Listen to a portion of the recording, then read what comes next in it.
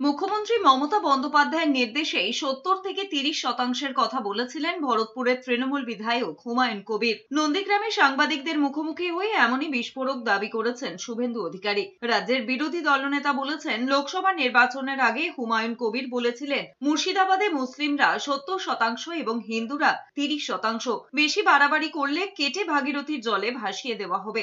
তারপর হুমায়ুন কবির বলেছিলেন, এটা তার কথা ছিল না। এই বক্তব্য সম্পূর্ণভাবে ছিল মমতা বন্দ্যোপাধ্যায়।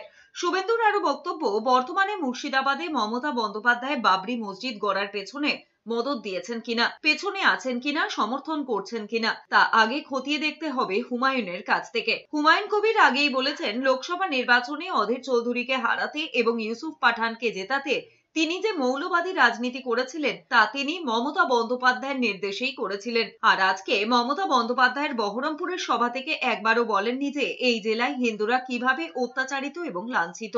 লোকসভা নির্বাচনের সময় বলেছেন আমরা ৭০ ওরা ৩০, মানে মুসলিমরা ওখানে ৭০, হিন্দুরা ৩০, আমরা চাইলে ভাগীরথীর জলে ভাসিয়ে দেব। তারপরে হুমায়ুন কবির বললেন যে এটা আমার কথা ছিল না, এটা মমতা ব্যানার্জির কথা। তাই মমতা বন্দ্যোপাধ্যায় তাকে বাবরি মসজিদ ওখানে গড়ার জন্য সমর্থন করছেন কিনা, অনুমোদন দিয়েছেন কিনা, পিছনে আছেন কিনা, সেটাও তো আগে জানা দরকার হুমায়ুন কবিরের কাছে।